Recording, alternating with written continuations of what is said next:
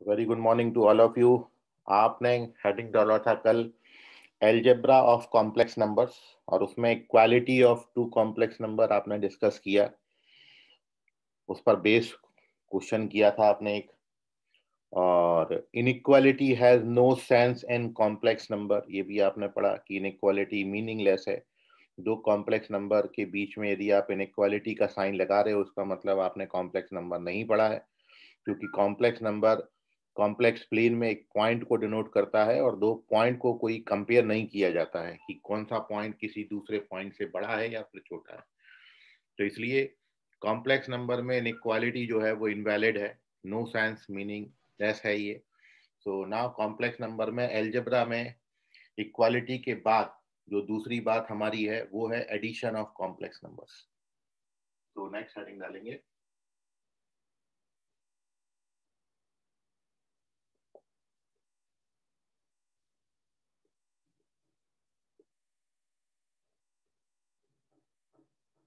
Addition of complex numbers. इसमें हम लिख लेते हैं कि if z1 is equals to x1 plus iota y1 and z2 is equals to x2 plus iota y2 be any two complex number,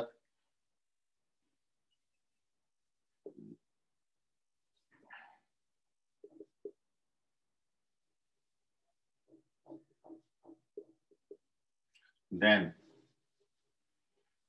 z1 plus z2 इन दोनों complex number का जो सम है when we add these two, तो real part में real part add होगा x1 plus x2 plus imaginary part में imaginary part add करते हैं। तो जब आप दो कॉम्प्लेक्स नंबर को ऐड करेंगे तो रियल पार्ट से ऐड हो जाएगा और इमेजिनरी पार्ट से ऐड हो जाएगा, और ये आपका बनाएगा z1 प्लस z2। और आप देख रहे हैं कि दो कॉम्प्लेक्स नंबर का सम भी एक कॉम्प्लेक्स नंबर होता है, क्योंकि ये रियल पार्ट का सम है, मतलब रियल नंबर बनेगा, ये भी रियल नंबर बनेगा, विथ आई है तो ये इमेजिनरी पार्ट बनाएगा। तो आप देख रहे हो z1 प्लस z2 भी एक कॉम्प्लेक्स नंबर है। तो जब आप दो कॉम्प्लेक्स नंबर को ऐड करेंगे तो आपको एक कॉम्प्लेक्स नंबर ही मिलेगा। और यहाँ पर जो ओवरऑल आप एक बात और ऑब्जर्व कर रहे हैं वो ये है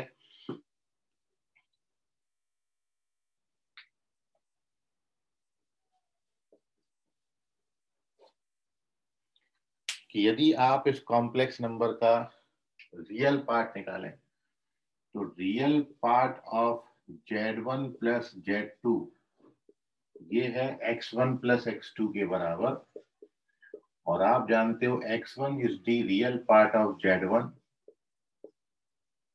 और x2 is the real part of z2। So real part of z1 plus z2 जो है it is real part of z1 plus real part of z2 होता है। और ऐसे ही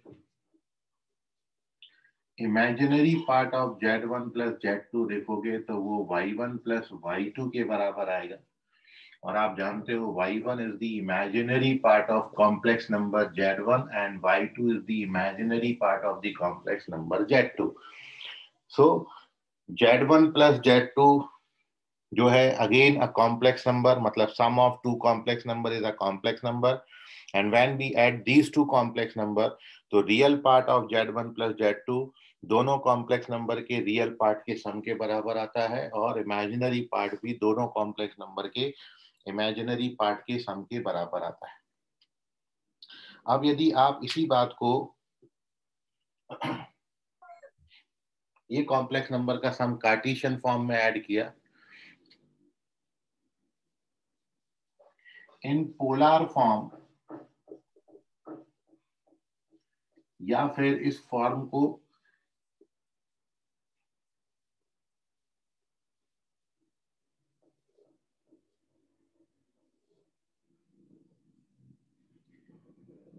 सिस फॉर्म भी बोलते हैं, CIS, क्योंकि आप जानते हो पोलर फॉर्म जो है वो cos theta plus iota sine theta होता है। तो कॉस थीटा का कॉस, आई का आई, साइन थीटा का एस लिया है, तो सिस फॉर्म भी हम इसको बोलते हैं। तो पोलर फॉर्म बोले या फिर सिस फॉर्म बोले। तो यदि मैं कॉम्प्लेक्स नंबर का ये एडिशन, अभी मैंने कार्टेशियन फॉर्म में ऐड किया है, यदि मैं इनको पोलर फॉर्म में ऐड करूंगा, मतलब यदि मैं कॉम्प्लेक्स नंबर Z1 को R1 cos theta 1 plus iota sine theta 1 और Z2 को R2 cos theta 2 plus iota sine theta 2 ले लेता हूँ। cos theta 1 plus I sine theta 1 और Z2 is cos theta 2 plus I sin theta 2, and when we add these two, so therefore Z1 plus Z2 का जो value है, तो ये आएगा आपका, देखिए रियल पार्ट में रियल पार्ट ऐड होता है, तो ये आएगा R1 cos theta 1 plus R2 cos theta 2 plus iota times of R1 sin theta 1 plus R2 sin theta 2। और यहाँ भी आप देख रहे हैं कि इस फॉर्म में भी दो कॉम्प्लेक्स नंबर का जो सम है, again it is a complex number. So polar form में इस तरीके से ऐड कर सकते हैं, आप इसको यूलर फॉर्म में भी ऐड कर सकते हैं। तीनों फॉर्म में भाई एडिशन का तरीका बिल्कुल सेम है कि when we add two complex number, तो रियल पार्ट से ऐड हो जाएगा और इमेजिनरी पार्ट से ऐड हो जाएगा। So this is the addition of two complex number. ये पहला आपका, कल पहली आपने अलजेब्रा ऑफ कॉम्प्लेक्स नंबर में इक्वालिटी पढ़ी थी, आज ये दूसरा इसमें पॉइंट है, एडिशन ऑफ कॉम्प्लेक्स नंबर। ठीक है, जैसे for example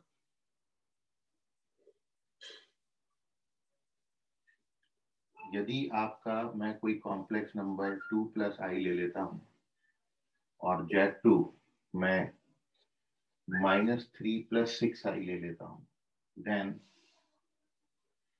Z1 plus Z2 का जो वैल्यू है, रियल में रियल ऐड करोगे और इमेजिनरी में इमेजिनरी ऐड करोगे, तो ये आपका आंसर हो जाएगा -1 प्लस 7i।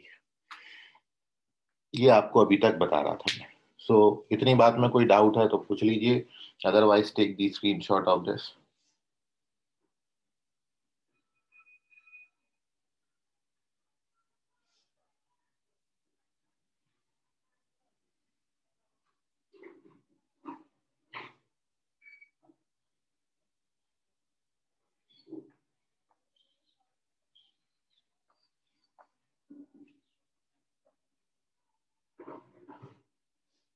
चलिए, अब एडिशन के बाद हियर वी डिस्कस सब्ट्रैक्शन। तो नेक्स्ट पॉइंट डाल लें।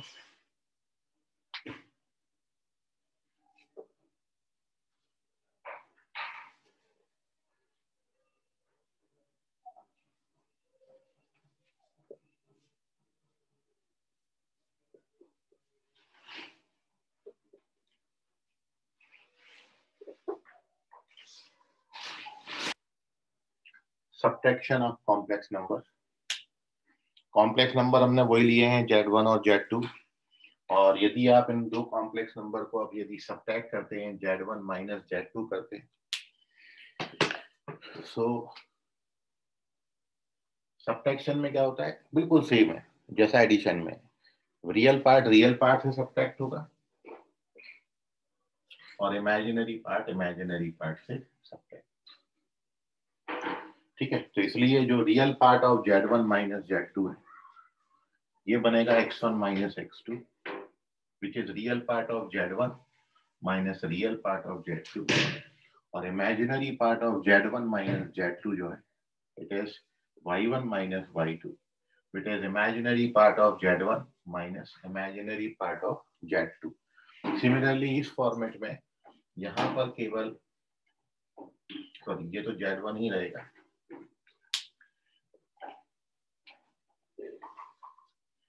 अब जब इस फॉर्म में आप Z1 माइनस Z2 करेंगे, दो कॉम्प्लेक्स नंबर को सब्ट्रैक्ट, तो रियल पार्ट में से सब्ट्रैक्ट होगा, इमेजिनरी पार्ट में से सब्ट्रैक्ट होगा।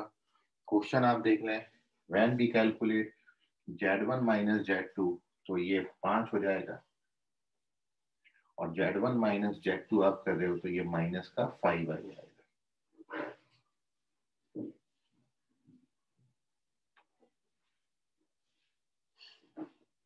आप इसको ऐसा भी लिख सकते हो। अब इतनी बात में आपको कोई डाउट है तो पूछ लीजिए। ये सब्ट्रैक्शन हो गया दो कॉम्प्लेक्स नंबर का। जैसा एडिशन है वैसे सब्ट्रैक्शन के लिए। Take the screenshot of this.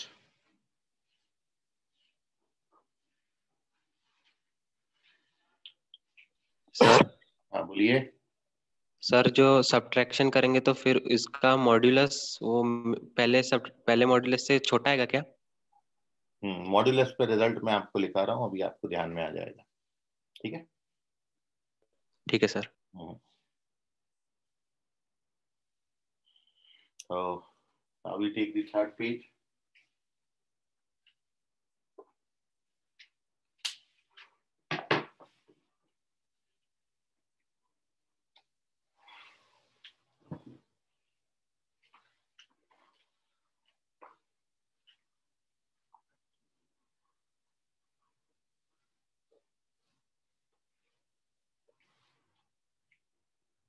तो अब देखिए, ये अपने पास अभी दो अलजेब्रा के साइन और बचे हैं, प्रोडक्ट और डिवीजन।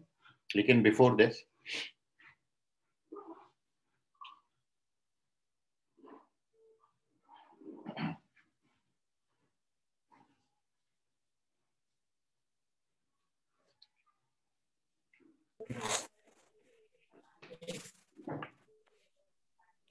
माइक किसने चालू किया है?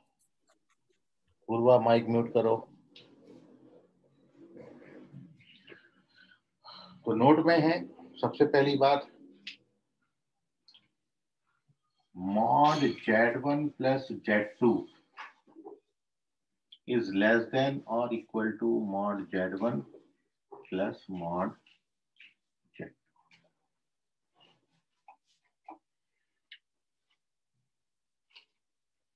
Mod Z1 plus Z2 is equals to mod Z1 plus mod Z2. This property also known as the triangular property. Yeah, this inequality also known as the triangle inequality. ठीक है, when ये equal का sign नहीं आता। यहां देखिए दो sign लगे, एक लेस देन का साइन है और एक इक्वल का साइन है। जब आप यहाँ पर लेस देन का साइन लोगे तो ये कहलाएगी ट्राइंगल इनइक्वालिटी। क्यों बोलते हैं इसको ट्राइंगल इनइक्वालिटी? क्योंकि आपने पढ़ा है in any triangle sum of any two sides always greater than the third side. किसी भी ट्राइंगल में दो साइड का सम तीसरी साइड की लेंथ से हमेशा बड़ा आता है। तो यदि ये Z1 Z2 दो साइड को डिनोट कर रहे हैं, ठीक है, तो तीसरा साइड Z1 प्लस Z2 होगा। तो sum of two side is always greater than the third side. तो जब आप यहाँ पर लेस देन का साइन लेंगे तो ये कहलाएगा ट्राइंगल इनइक्वालिटी। यहाँ दो साइन लगे हैं, मतलब ये कॉम्प्लेक्स नंबर पे डिपेंड करेगा आपका कि जब आप दो कॉम्प्लेक्स नंबर को ऐड करके मॉड लेंगे या फिर दो कॉम्प्लेक्स नंबर का मॉड निकाल के ऐड करेंगे। तो जब आप मॉड निकाल के ऐड करोगे तो वो इस क्वांटिटी के बराबर भी आ सकता है या इस क्वांटिटी से हमेशा बड़ा आएगा, कभी छोटा नहीं आएगा। आप कोई भी दो कॉम्प्लेक्स नंबर लेके इसको वेरीफाई कर सकते हो। तो जब when you take the less than sign then this is called the triangle inequality। और जब आप यहाँ पर इक्वल का साइन ले लेते हैं तो इसका मतलब क्या होता है?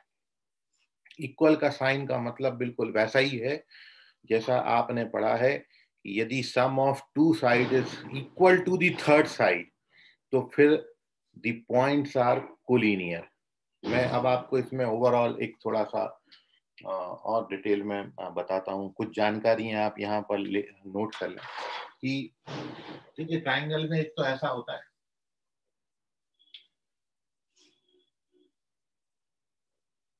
कि मेरे पास मान लो ये 3 पॉइंट्स हैं, पी क्यू और आर। अब जब ये ट्राइंगल बनाएंगे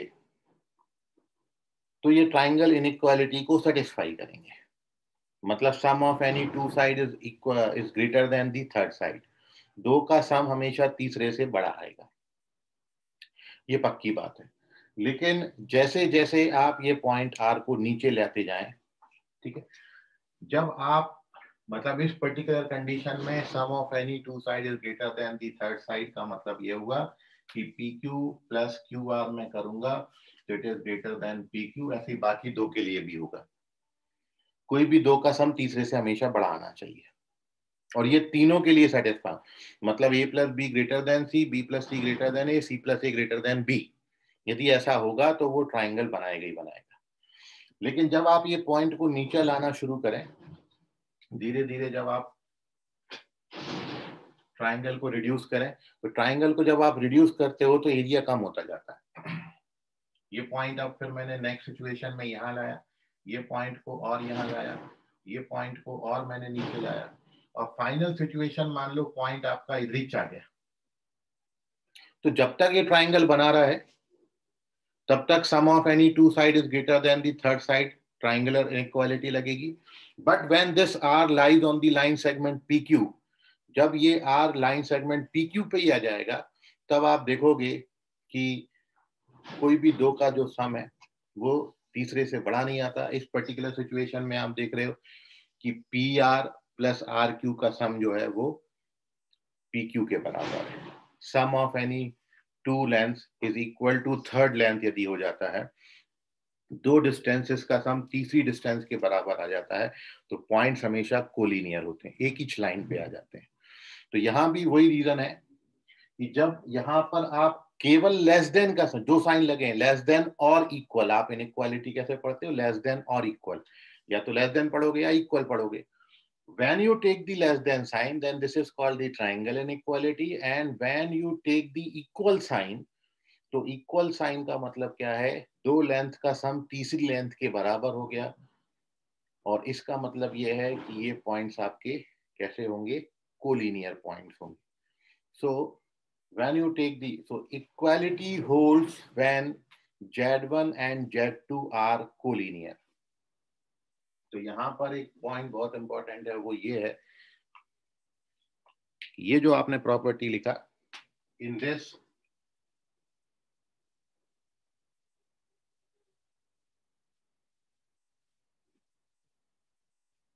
when equality holds, then Z1 and Z2 are collinear and lies same side of origin, और साथ में वो ओरिजिन की एक ही तरफ लाई करेंगे। अब ये आपका बहुत इंपॉर्टेंट रिजल्ट है, इसको ट्राइंगल इनइक्वालिटी बोलते हैं। तो जो आपका एक क्वेश्चन है कि, और आप इसको दो कॉम्प्लेक्स नंबर को लेके वेरीफाई कर सकते हो, कोई भी दो कॉम्प्लेक्स नंबर आप ले लें, या तो आपको लेस देन का साइन मिलेगा या फिर इक्वल का साइन मिलेगा। मतलब कभी ये नहीं होगा कि यहाँ पर ये ग्रेटर देन का साइन आ जाए। मॉड Z1 प्लस Z2 उनके इंडिविजुअल मॉड से कभी बड़ा नहीं हो सकता। इंडिविजुअल मॉड से हमेशा वो उनका सम या तो छोटा आएगा या फिर बराबर आ सकता है।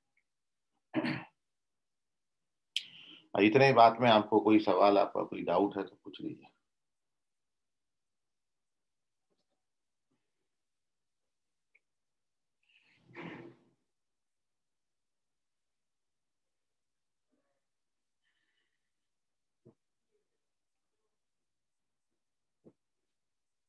सर बोलिए। सर वो आपने लिखा है ना, then Z1 and Z2 are collinear and lies on same side of the origin, मतलब जो दोनों कॉम्प्लेक्स नंबर होंगे वो एक ही क्वाड्रेंट में होंगे क्या? हाँ, एक ही क्वाड्रेंट में होंगे। और वो भी आप थोड़ा सा एक्सप्लेनेशन देख लो। आपने फिजिक्स इतना सारा पढ़ा, फिजिक्स का पूरा जो बेसिस है वो है वेक्टर पे। वेक्टर का इंट्रोडक्शन सर ने आपको दिया होगा, वेक्टर बताया भी होगा, ठीक है। और वेक्टर और कॉम्प्लेक्स नंबर में कोई ज्यादा फर्क नहीं है, क्योंकि vector is a physical quantity which have magnitude and direction both. यदि आप किसी क्वांटिटी में डायरेक्शन भी दे देते हो तो वो वेक्टर क्वांटिटी हो जाती है। तो यदि आप यहाँ पर एक, वहां पर आपने रिजल्ट पढ़ा होगा, रिजल्टेंट ऑफ टू वेक्टर्स या रिजल्टेंट ऑफ टू फोर्सेस, तो वो फॉर्मूला आपका ये होता है कि P plus Q is equal to square root over magnitude of P का square plus magnitude of Q square plus 2 times of P dot Q, जिसको आप 2 mod P mod Q cos theta लेते हो। ये रिजल्टेंट फोर्स है, ये vectors ले लेते हैं मान लो, and theta is the angle between the two vectors. बिल्कुल, यदि मैं इस फॉर्मूला को यहाँ पर suppose this is our Argand diagram और कॉम्प्लेक्स प्लेन, ठीक है, this is our real axis, ये मान लेते हैं ये रियल एक्सिस है और ये हमारी इमेजिनरी एक्सिस है।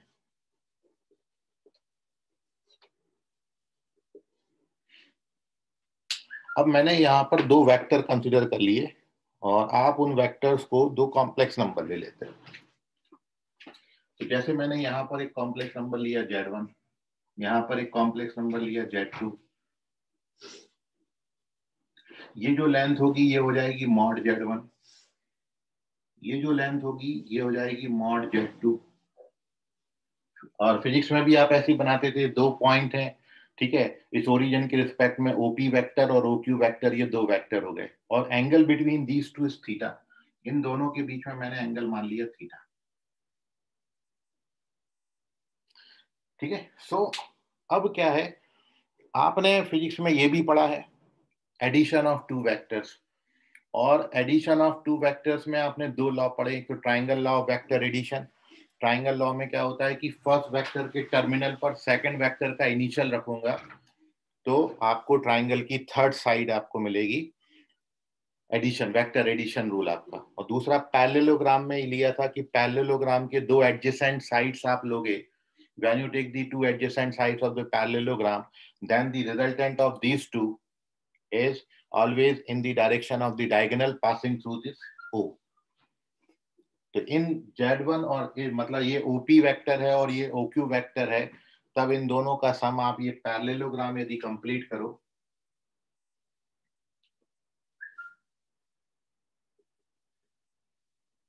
ये पैरेललोग्राम हमने कंप्लीट कर दिया, ठीक है, एग्जैक्ट बना लेना पैरेललोग्राम, और ये पैरेललोग्राम के 2 एडजेसेंट साइड्स हैं, तब इन दोनों का जो सम है वो इस डायरेक्शन में होता है। ये आपका Z1 प्लस Z2 होगा या P प्लस Q होगा, ठीक है। सो ये जो Z1 प्लस Z2 है, मतलब ये जो क्वांटिटी है ये आपकी Z1 प्लस Z2 का मॉड्यूलस बनाएगी, mod Z1 plus mod Z2 बनाएगी। तो ये triangle law of vector addition था। अब आप इसमें ये देखें कि जब भी आप एंगल बिटवीन दीज टू 0 कर दें, जब भी ये दोनों के बीच का एंगल यदि मैं 0 कर देता हूं, मतलब ये लाइन को मैं धीरे धीरे नीचे लाके इसके ऊपर रख देता हूं, Z1 मैं यहां ले लेता हूं। अब Z1 यहां पर आ गया तो इसका मतलब है ओरिजिन Z1 और Z2 कैसे हो गए, कोलिनियर हो गए, एक ही पॉइंट पर हो गए। तो जो कोलिनियर वाली बात मैंने लिखी है, and lies on the same side of origin, इसका मतलब ओरिजिन Z1 और Z2 एक ही लाइन पर आ गए और सेम साइड पे भी होना चाहिए, क्योंकि ये Z1 Z2 और ओरिजिन अपोजिट साइड पे भी होके सेम लाइन पर आ सकते हैं। यदि मैं इस Z2 को यहाँ पर 180 डिग्री रोटेट करके यहाँ पर ले लूं, मान लो Z2 में यहाँ ले लेता हूँ, इसको एक्सटेंड किया और Z2 मैंने यहाँ ले लिया, तो अभी भी वो Z1 और Z2 हैं तो कोलिनियर, बट Z1 और Z2 opposite side of origin lie कर गए। तो यहाँ पर इसलिए मैंने ये वर्ड लिखा है कि they are lies on the same side of origin.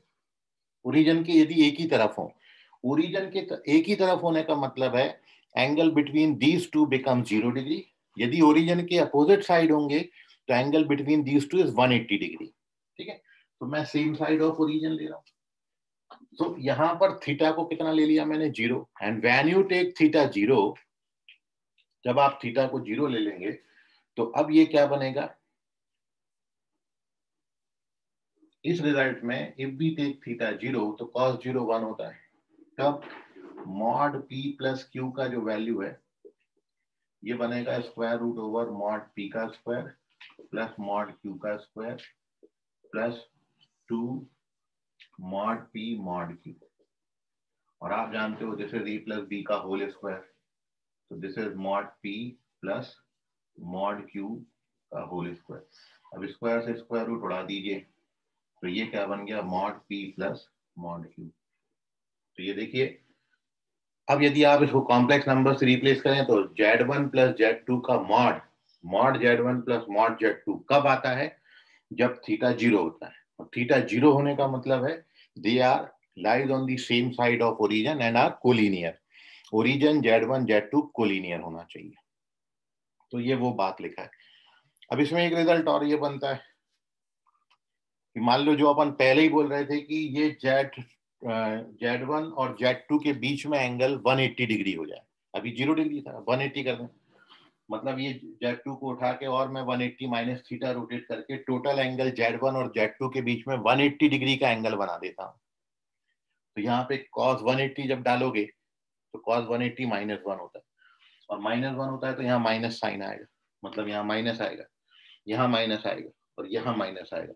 मतलब मॉड p प्लस क्यू यदि mod p minus mod q के बराबर है तो उस केस में P and Q मतलब Z1 and Z2 are collinear but they lie opposite side of origin. तो अगली बात अपन ये लिख लेंगे वहां पर कि मॉड P प्लस Q अपन लेके चल रहे हैं, बट यहाँ पर mod P minus mod Q आ रहा है, mod P plus Q mod P minus mod Q के बराबर आ रहा है। तो उस केस में Z1 Z2 are collinear but lies on opposite side of origin. ठीक है, सो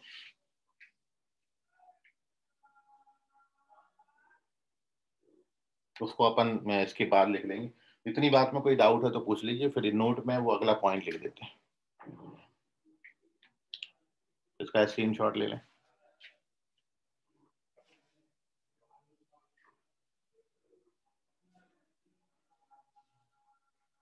अब नोट में दूसरी बात, बोलो सर वो कोलिनियर है इसलिए थीटा 0 है कि एक ही क्वाड्रेंट में इसलिए थीटा 0 है? नहीं नहीं, एक ही क्वाड्रेंट में तो अभी भी है। यदि मैं थीटा को रखूं, थीटा को मैं 10 डिग्री भी ले लूं, 5 डिग्री भी ले लूं, तब भी ये एक ही क्वाड्रेंट में रहेंगे। तो क्वाड्रेंट एक होने के कारण थीटा 0 नहीं हुआ, ये कोलिनियर होने के कारण थीटा 0 हुआ है। समझ गए? हाँ सर।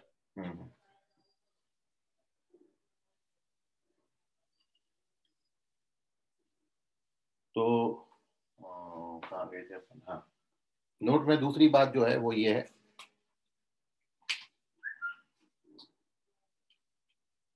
तो जो आपको अभी बताया था सेकंड पॉइंट कि आप मॉड Z1 प्लस Z2 लेके चल रहे हैं, लेकिन ये mod Z1 minus mod Z2 के बराबर आ जाए। सो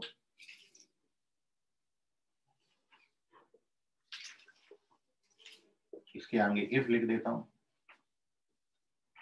तो इफ इतना है then Z1 and Z2 are collinear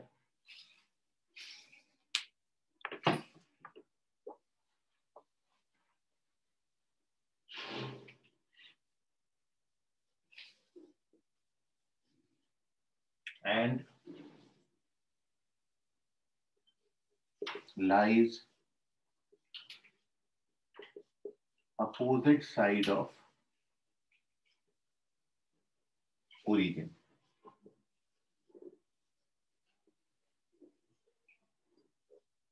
आप चाहो तो ये डायग्राम बना सकते हो।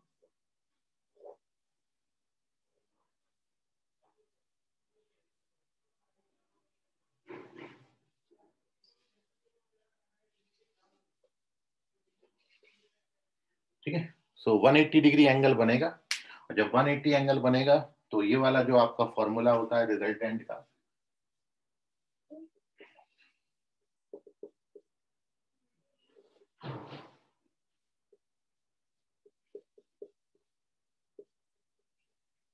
ये ऐसा बनेगा, क्योंकि cos 180 -1 होता है, और इसलिए mod Z1 minus mod Z2 का होल स्क्वायर बनेगा।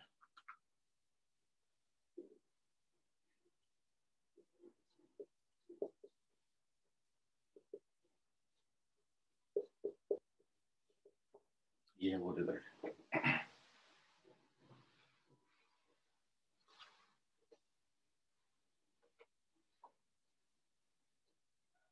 तो आप ऐसे दो कॉम्प्लेक्स नंबर लें जो कि अपोजिट डायरेक्शन में हो, मतलब एंगल 180 डिग्री बनाए, तो हमेशा ये कंडीशन हर कोई भी दो कॉम्प्लेक्स नंबर के लिए वैलिड नहीं है। It is valid only when they are collinear and lies opposite side of origin.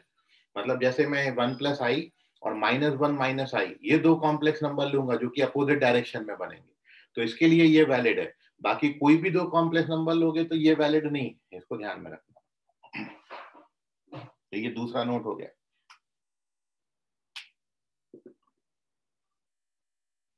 तीसरी बात एक आप ये याद रखें कि mod Z1 - Z2 जो होता है, it is always greater then mod Z1 - mod Z2 का mod।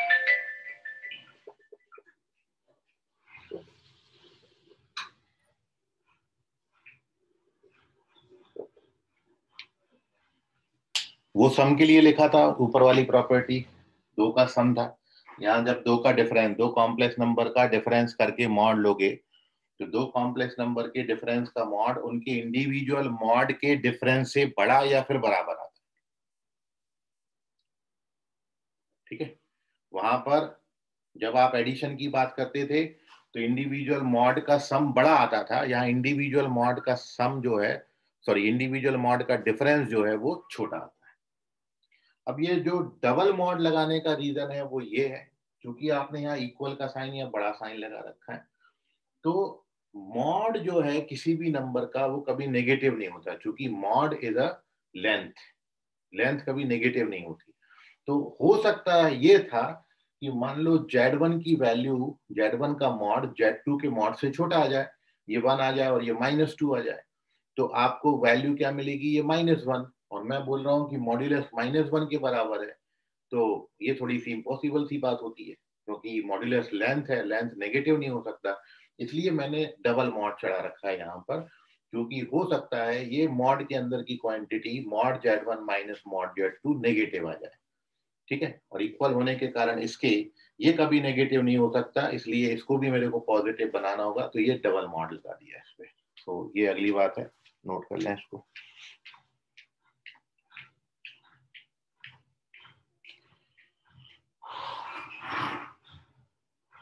तो ये एडिशन एंड सब्ट्रैक्शन हमने पढ़ा, उस पर बेस ये कुछ रिजल्ट्स आपको बताए हैं, और अपन इसमें थर्ड बात पे डिस्कशन कर रहे हैं, which is multiplication of two complex number. So next heading डालें, multiplication.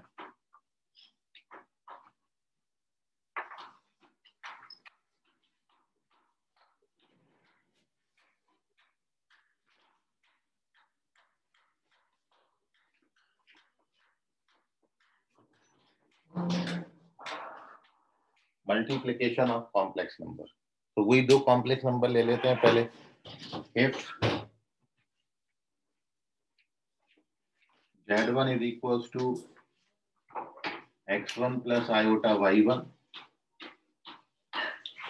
and Z2 is equals to x2 plus iota y2 be any two complex numbers, then जब आप Z1 में Z2 का प्रोडक्ट करेंगे तो प्रोडक्ट बिल्कुल वैसे ही होता है जैसा आप ब्रैकेट ओपन करते हो। मैं पूरा करके आपको दिखा देता हूं। ये कॉम्प्लेक्स नंबर में दूसरे कॉम्प्लेक्स नंबर को हमने मल्टीप्लाई करना है। तो जब भी दो कॉम्प्लेक्स नंबर को आप मल्टीप्लाई करने जाओगे तो जैसा आप ब्रैकेट ओपन करते हो एलजेब्रा में, बिल्कुल वैसे ही करेंगे। एलजेब्रा के सारे रूल लगते हैं यहाँ पर। तो पहले x1 से दोनों को मल्टीप्लाई कर दिया तो क्या आएगा, ये x1 x2 plus iota x1 y2, फिर आयोटा y1 x2, फिर आयोटा स्क्वायर y1 y2। और अब आप जानते हो आयोटा स्क्वायर का वैल्यू -1 होता है, तो मैंने विदाउट आई वाले टर्म साथ में ले लिए, x1 x2 minus y1 y2, और आई वाले ये दो टर्म्स में आई कॉमन ले लिया।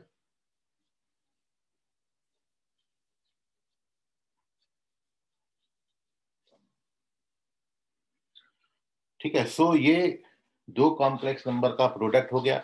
और अब आपने देखा कि दो कॉम्प्लेक्स नंबर का प्रोडक्ट भी एक कॉम्प्लेक्स नंबर है। दो कॉम्प्लेक्स नंबर का सम भी कॉम्प्लेक्स नंबर था, दो कॉम्प्लेक्स नंबर का डिफरेंस भी कॉम्प्लेक्स नंबर था, दो कॉम्प्लेक्स नंबर का प्रोडक्ट भी कॉम्प्लेक्स नंबर होता है। ठीक है, तो इतनी बात नोट करिए, फिर हम आगे कुछ और बात इसमें लिख रहे हैं।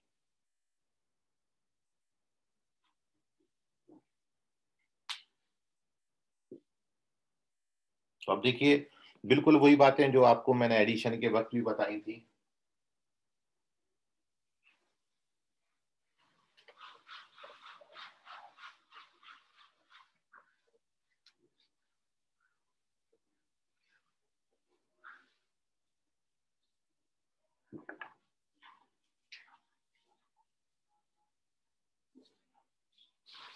तो आपने देखिए इसमें क्या देखा, एक तो बात आपने ये याद है, ये देखा कि दो कॉम्प्लेक्स नंबर का प्रोडक्ट भी एक कॉम्प्लेक्स नंबर है।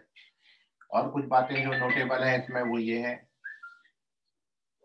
कि अब आप देख रहे हो कि जो real part of Z1 Z2 है, real part of Z1 Z2,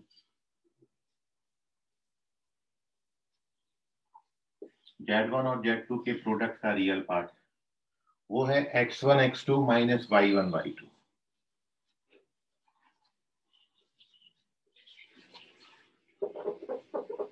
और x1 क्या है, x1 is real part of Z1 into real part of Z2 minus imaginary part of Z1 into imaginary part of Z2।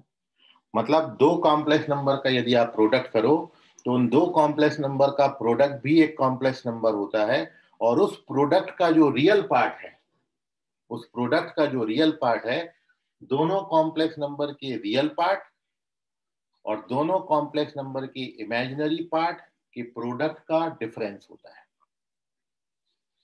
ये। And similarly imaginary part आप देख रहे हो, ये आता है imaginary part, imaginary part of Z1 into Z2। मतलब जो निकाला है अपन ने उसी को मैं थोड़ा सा अदर दूसरी लैंग्वेज में लिख रहा हूँ, कुछ बहुत ज्यादा अपन को खींच नहीं रहे, दूसरी लैंग्वेज में अपन यहाँ समझने की कोशिश कर रहे हैं। तो ये देखो ये कितना है, ये आया x1 y2 plus y1 x2। अब इसको लिख दो बस आप, x1 क्या था, x1 real part of Z1 है,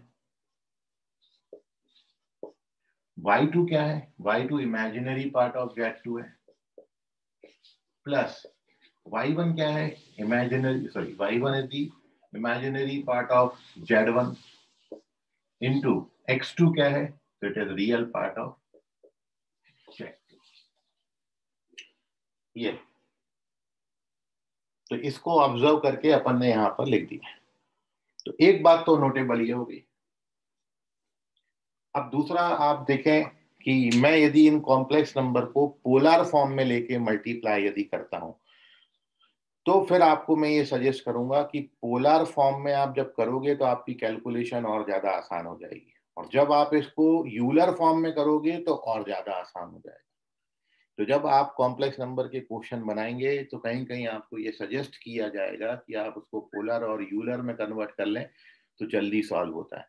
तो वो मैं चीज अब आपको एक्सप्लेन कर रहा हूँ। इन पोलर फॉर्म अपन देखें यदि प्रोडक्ट को, यही मल्टीप्लिकेशन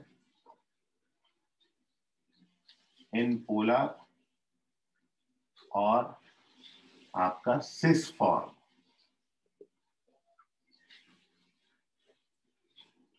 पोलर फॉर्म और सिस फॉर्म में आप देखें cos theta plus iota sine theta form में। तो अपन पहले Z1 Z2 को भी पोलर फॉर्म में ले लेते हैं।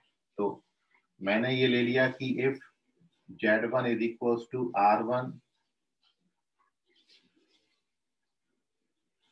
Cos theta one plus iota sine theta one.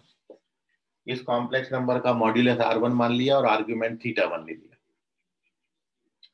And Z2 is equal to हमने ले लिया R2 cos theta two plus iota sine theta. ये अपने दो कॉम्प्लेक्स नंबर ले लिए। अब अपन इनको कर रहे हैं मल्टीप्लाई। ठीक है, सो देयरफॉर मल्टीप्लिकेशन जैसा होता है वो मैंने आपको बताया, आप करिए आप मल्टीप्लिकेशन इसमें। ठीक है, एक बार बस मल्टीप्लिकेशन आप देख लीजिए, अगली बार से आपको मैं डायरेक्ट बताऊंगा। आपको 2 मल्टीप्लाई करने हैं, 3 करने हैं, 10 करने हैं, 100 करने हैं, आप बड़ी इजीली कर सकते हो। एक का देख लीजिए। So when you multiply Z1 into Z2, जब आप Z1 में Z2 को मल्टीप्लाई करेंगे तो ये R1 R2 तो मैंने सबसे बाहर लिख दिया। अब अंदर क्या है, cos थीटा वन इन दोनों से मल्टीप्लाई होगा तो बनाएगा cos theta one into cos theta two plus iota cos theta one sine theta two. ठीक है, ये cos थीटा वन दोनों से मल्टीप्लाई कर दिया। अब इसको दोनों से मल्टीप्लाई कर रहा हूं तो iota sine theta one cos theta two plus iota square sine theta one sine theta two, square bracket खत्म। ये हो गया प्रोडक्ट। अब अरेंज कर दो थोड़ा सा।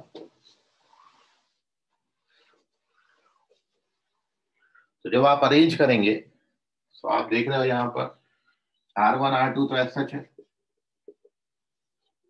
आयोटा स्क्वायर का वैल्यू -1 होता है तो ये मैंने cos theta one cos theta two के साथ ले लिया।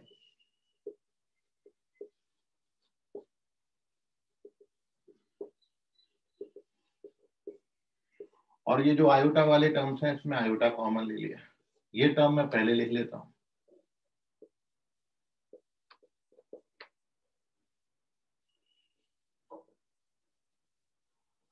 ये ब्रैकेट क्लोज।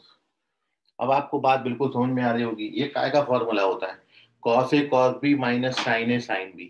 तो अपन जानते हैं cos A cos B minus sine A sine B ये होता है cos A प्लस B, और sine A cos B plus cos A sine B तो ये होता है साइन A प्लस B।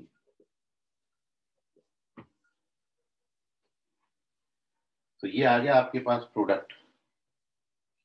और आप देख रहे हो कि दो कॉम्प्लेक्स नंबर का प्रोडक्ट भी कॉम्प्लेक्स नंबर है। ये उसका रियल पार्ट है और ये उसका इमेजिनरी पार्ट है। अब आप इस बात को करके देखिएगा कि मैं इसको यदि और ज्यादा जनरलाइज करूं, Z1 Z2 Z3 तीसरा भी ले लेता हूं,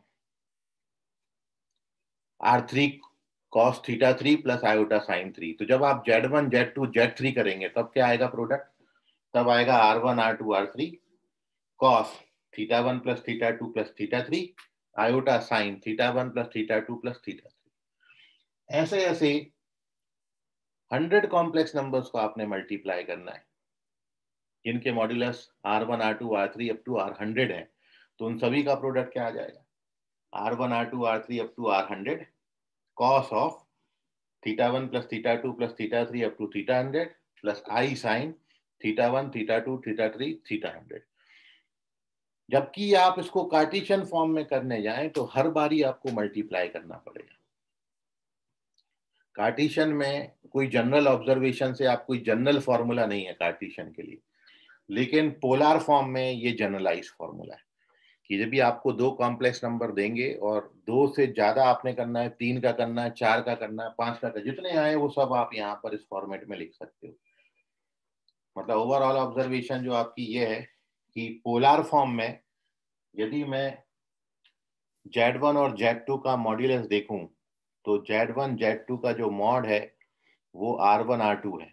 ये प्रॉपर्टी आपने लिखी हुई है पहले। अब वो आप इसके कुछ ऑब्जर्वेशन देखिए। इसका पहला ऑब्जर्वेशन ये है,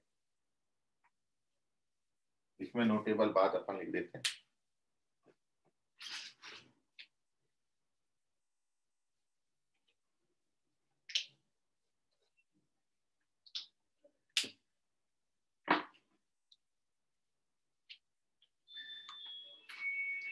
तो पहली बात तो जो मैंने आपको बताई वो आप कर लेना कि अब मैं यदि Z1, Z2 और Z3 का प्रोडक्ट करूंगा तो तीन का प्रोडक्ट क्या आएगा, R1, R2, R3 cos θ1 plus θ2 plus θ3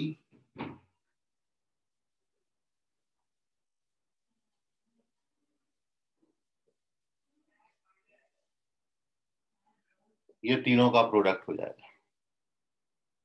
ऐसे 4 का करना है, 5 का करना है तो आप आगे करते जाइए।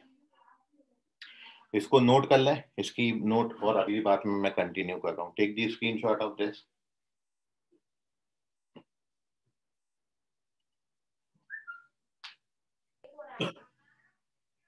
तो अगली बात जो है वो ये है अपनी,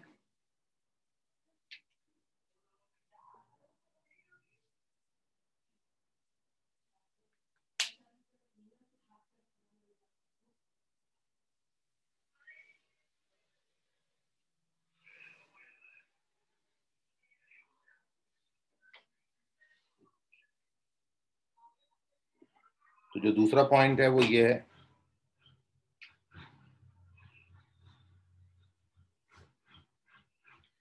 यदि आप Z1 Z2 का मॉड निकाल रहे हैं, mod Z1 into mod Z2, तो आपने देखा है कि इसको अपन मॉड्यूलस ऑफ कॉम्प्लेक्स नंबर बोलेंगे, तो ये कितना आएगा R1 इंटू R2। और R1 आप जानते हो पहले कॉम्प्लेक्स नंबर का मॉड्यूलस था, तो ये mod Z1 into mod Z2। ये आपको मैंने प्रॉपर्टी कॉन्जुगेट में आपने ऐसी लिखी थी, ऐसी मॉड्यूलस में होती है। जब अपन मॉड्यूलस की आगे प्रॉपर्टीज अभी लिखेंगे तब मैं आपको ये लिखाऊंगा। फिलहाल तो आप ये समझ लीजिए कि दो कॉम्प्लेक्स नंबर का प्रोडक्ट करके मॉड निकालो या फिर उनका मॉड निकाल के प्रोडक्ट करो, दोनों बातें बराबर होती हैं, ठीक है। और अगली बात जो आप यहाँ पर ऑब्जर्व कर रहे हैं, ऐसे ही 3 के लिए, 4 के लिए, 5 के लिए, और अगली बात जो आप यहाँ पर ऑब्जर्व कर रहे हैं कि argument of Z1 into Z2 जो है, तो Z1 Z2 कॉम्प्लेक्स नंबर ये आया और इसका आर्ग्यूमेंट कितना आ रहा है, θ1 प्लस θ2, और θ1 is the argument of Z1 और θ2 is the argument of Z2। तो दो कॉम्प्लेक्स नंबर के प्रोडक्ट का आर्ग्यूमेंट उनके इंडिविजुअल आर्ग्यूमेंट का सम होता है, और ये बिल्कुल लॉग जैसी प्रॉपर्टी है। लॉग में भी आपको मैंने ये बताया था, log m into N, log m plus log n होता है। तो आप इसको याद रखने के लिए लॉग से ये याद रखना कि जो लॉग की प्रॉपर्टी है वो यहाँ पर आर्ग्यूमेंट की प्रॉपर्टी है। इतनी बात में आपको कोई डाउट है तो पूछ लीजिए। चलिए, बहुत अच्छी बात है।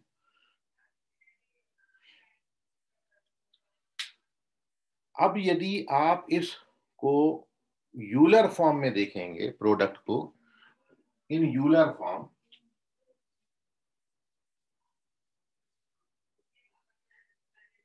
सर हाँ बोलो। θ1 और θ2 90 को एक्सीड कर सकता है ना?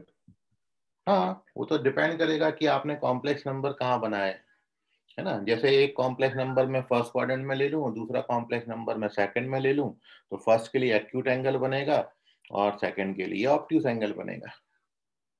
तो उसे फिर प्रिंसिपल आर्गुमेंट में लिखना पड़ेगा ना? हाँ, प्रिंसिपल आर्गुमेंट ही लेते हैं फिर अपन जनरली। हाँ ठीक है सर।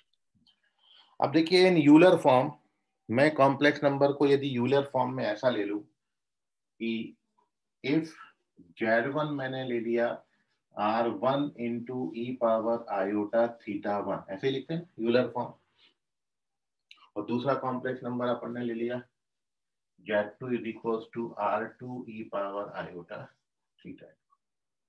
ये सब आप जानते हो कि R1 क्या है, R1 मॉड्यूलस ऑफ Z1 है, θ1 क्या है, θ1 आर्ग्यूमेंट ऑफ Z1 है, R2 क्या है, R2 मॉड्यूलस ऑफ Z2 है, और θ2 क्या है, ये आर्ग्यूमेंट ऑफ Z2 है ना। पोलर फॉर्म से यूलर फॉर्म में केवल इतना ही फर्क है कि कॉस प्लस आई साइन को अपन ई पावर आई थीटा लिख सकते हैं। ये यूलर फॉर्म भी आपको बताया हुआ है। अब यदि कॉम्प्लेक्स नंबर इस फॉर्मेट में दिया तो आपका कैलकुलेशन देखो, आपने फिर भी पोलर फॉर्म में ज्यादा करना हो, यूलर में तो और ज्यादा इजी है कैलकुलेशन, क्योंकि अब जब आप Z1 इंटू Z2 करोगे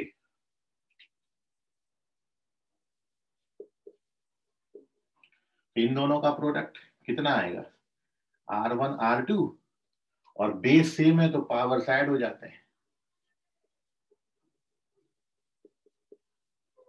ये हो गया प्रोडक्ट। अब मेरे को यदि 3 का प्रोडक्ट करना है तो R1 R2 R3 और θ1 प्लस θ2 प्लस θ3।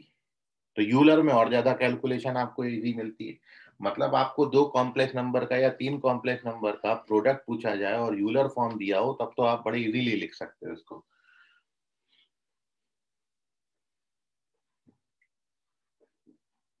यहाँ पे अब आप और ज्यादा इजीली लिख सकते हो कि देयरफॉर यहाँ से भी आपने वेरीफाई ये कर दिया कि यदि मैं Z1 Z2 का मॉड ले लूं तो Z1 Z2 का मॉड आ रहा है R1 R2, और R1 R2 क्या है, R1 R2 है मॉड Z1 मॉड Z2। और यदि मैं Z1 Z2 का आर्ग्यूमेंट की बात करूं तो argument of Z1 into Z2 ये θ1 प्लस θ2 है, और θ1 is the argument of Z1, θ2 is the argument of Z2। या भी अभी पोलर फॉर्म में भी हमने लिखा था, यूलर में भी ऐसा ही होता है। पोलर और यूलर बिल्कुल भाई भाई है, एक ही बात का फर्क है, और वो ये है कि जब आपको कोई नंबर पोलर फॉर्म में दिया होता है तो ये यूलर मैथमेटिशियन ने बताया था कि cos प्लस आई साइन जो है इट इज बराबर e पावर आई थीटा। इतना सा फर्क है। इसके कारण पोलर और यूलर ऑलमोस्ट सेम है, बट आप यूलर में करके करेंगे तो कैलकुलेशन बहुत ज्यादा इजी हो जाएंगी, क्योंकि वो एक्सपोनेंट की प्रॉपर्टी लगने लगती हैं। और एक्सपोनेंट की प्रॉपर्टी में सीधा सीधा ये है कि बेस सेम हो तो पावर से ऐड हो जाते हैं मल्टीप्लिकेशन में। तो हमको मल्टीप्लाई नहीं करना होता है, हमको एडिशन करना होता है, और एडिशन आप जल्दी कर सकते हो। ठीक है, so take the screenshot of this. इतनी बात में कोई डाउट है आपको तो पूछ लीजिए। ये जो है प्रोडक्ट ऑफ 2 कॉम्प्लेक्स नंबर है। ऐसे ही इसमें अलजेब्रा में एक लास्ट साइन आपका बचा हुआ है, डिवीजन या फिर कोशिएंट। और जब अपन कोशिएंट पढ़ेंगे तो ये चीज जो प्रोडक्ट वाली है बिल्कुल इसी सीक्वेंस में पढ़ेंगे, तो वो आपका एक बार और ये कंसेप्ट आपका रिवाइज हो जाएगा जब आप कोशिएंट के लिए इसको मैं आपको बताऊंगा। फिलहाल कोई डाउट है तो पूछिए।